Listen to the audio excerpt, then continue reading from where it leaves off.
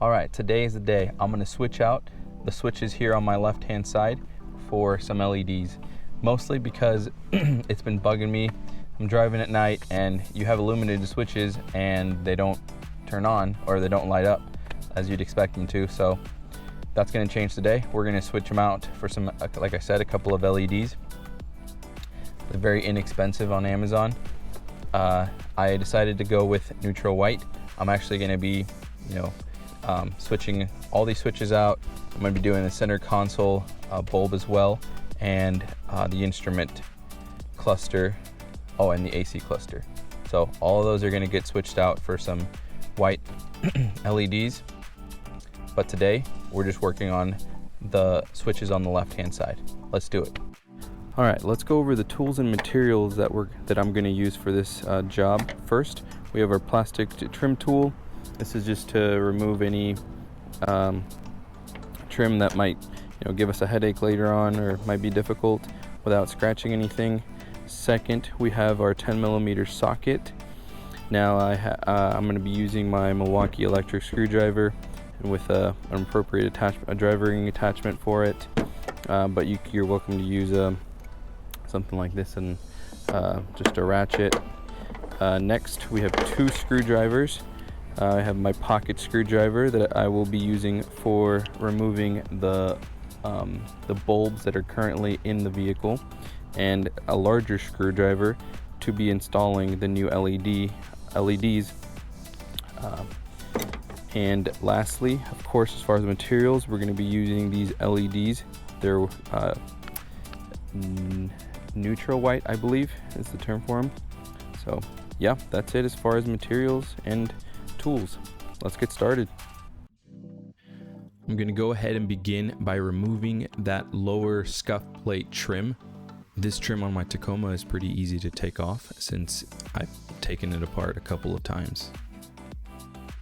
And just for the purpose of making my life easier, I'm also going to remove the driver floor mat. Next, I'll remove the driver footrest, which easily pops off. Now with all that out of the way, I have access to the lower A-pillar trim retainer, which I'm going to simply unscrew by hand and then pop off the trim panel. Now on the other side, I'm going to remove the coin tray. Okay, next we're going to expose and remove that 10mm bolt underneath the coin tray. You can expose it using a small flathead screwdriver or your fingernail. It really doesn't matter, whatever works for you.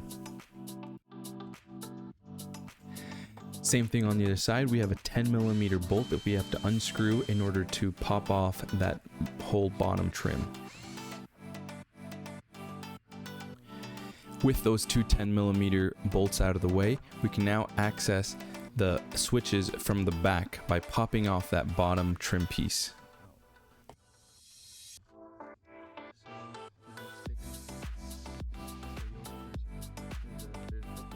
In order to remove the switches, we'll have to depress the top and bottom retaining clips on each of the switches while pushing them forward.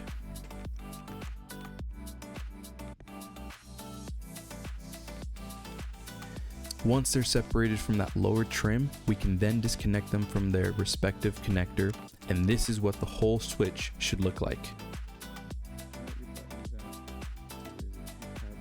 Now that the whole switch is out, we can finally move on to removing that conventional light bulb and changing it out for our new LED. To remove the bulb, take a small screwdriver and turn it quarter turn counterclockwise, and you should be able to pop off that bulb. This is what the old bulb should look like.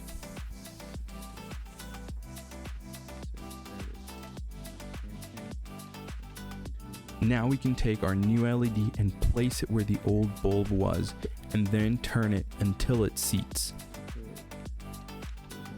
Once it is seated, we can then give it a quarter turn clockwise.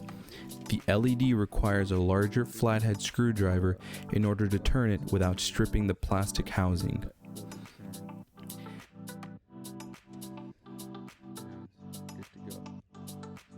We are ready to reinstall the switch. Reconnect the connector into the switch and then seat it into the trim piece until it clicks. Alright, disclaimer, I found out that the LEDs just continue to spin. They don't really have a stopping point. When you go to verify proper operation and you see that they don't work, try turning them about 180 degrees and you should see them working after that.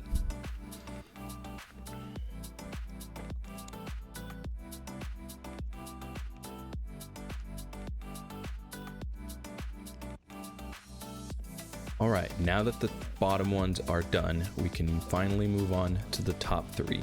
So let's get started. Before loosening the top trim piece, there is one plastic retaining clip that you'll have to remove. There are two of them, but you have to remove the one closest to the side we're working on. My truck was actually missing that clip, but yours may still have it.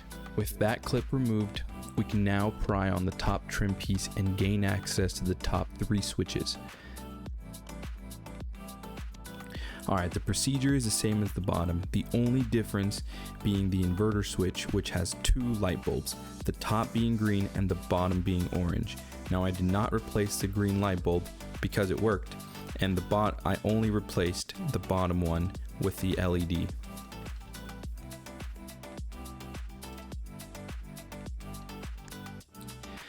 Once they've all been replaced, we need to verify proper operation by turning on the lights in the vehicle and making sure all of the LEDs light up.